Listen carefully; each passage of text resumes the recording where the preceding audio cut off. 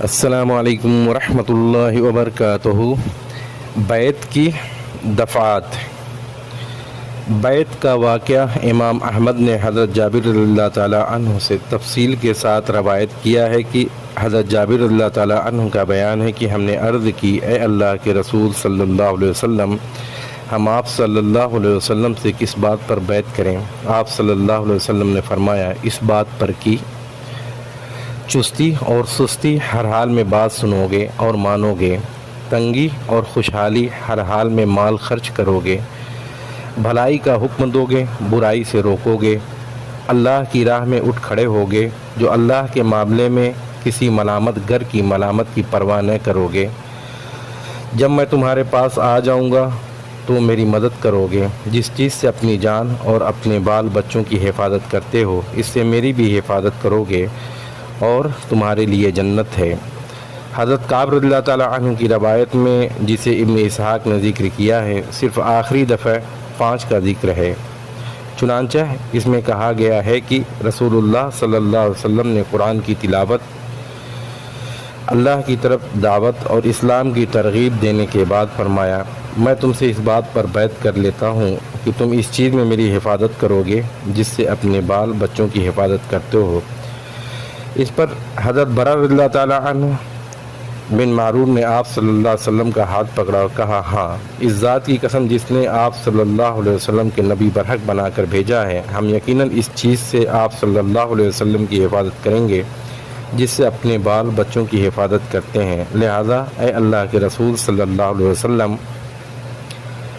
آپ صلی اللہ علیہ وسلم ہم سے بیعت لیجئے، ہم خدا کی قسم جنگ کے بیٹے ہیں اور ہتھیار ہمارا کھلونا ہے، ہماری یہی ریت باپ دادا سے چلی آ رہی ہے۔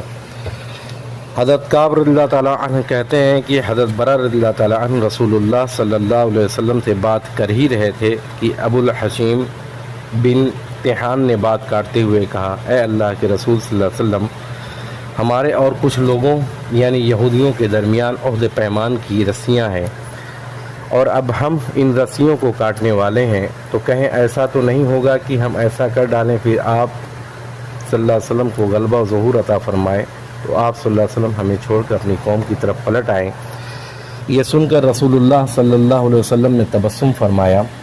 پھر فرمایا، نہیں، بلکہ آپ لوگوں کو خون میرا خون اور آپ لوگوں کی بربادی میری بربادی ہے۔ میں آپ سے ہوں اور آپ مجھ سے ہیں، جس سے آپ صلی اللہ علیہ وسلم جنگ کریں گے اس سے میں جنگ کروں گا، جس سے آپ صلی اللہ علیہ وسلم صلح کریں گے اس سے میں صلح کروں گا۔ بیعت کی شرائط کے متعلق گفت و شنید مکمل ہو چکی اور لوگوں نے بیعت شروع کرنے کا ارادہ کیا تو صف اول کے 2 مسلمان جو 11 نبوت اور 12 نبوت کے ایام حج میں مسلمان ہوئے تھے، یکے بعد دیگر اٹھے تاکہ لوگوں کے سامنے ان کی ذمہ داری کی نزاکت اور خطرناکی کو اچھی طرح واضح کر دیں۔ یہ لوگ معاملے کے سارے پہلو کو اچھی طرح سمجھ لینے کے بعد ہی بیعت کریں۔ اس سے یہ بھی پتہ لگانا مقصود تھا قوم کس حد تک قربانی دینے کے لیے تیار ہے۔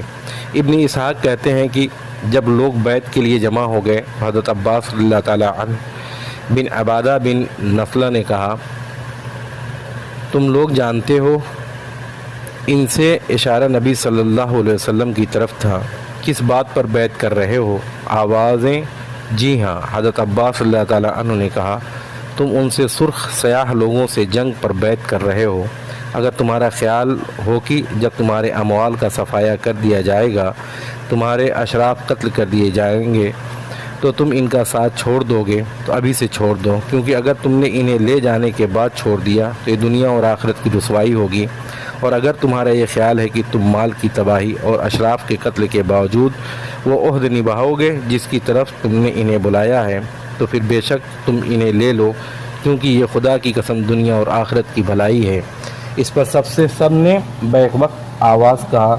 ہم مال کی تباہی، اشراف کے قتل کا خطرہ مول لے کر انہیں قبول کرتے ہیں۔ ہاں اے اللہ کے رسول صلی اللہ علیہ وسلم، ہم نے یہ عہد پورا کیا تو ہمیں اس کے عوض میں کیا ملے گا؟ آپ صلی اللہ علیہ وسلم نے فرمایا، جنت۔ لوگوں نے عرض کی، اپنا ہاتھ پھیلائیے۔ آپ صلی اللہ علیہ وسلم نے ہاتھ پھیلایا اور لوگوں نے بیعت کی۔ حضرت جابر رضی اللہ تعالیٰ عنہ کا بیان ہے کہ اس وقت ہم بیعت کرنے اٹھے تو حضرت اسد بن زرارہ نے، جو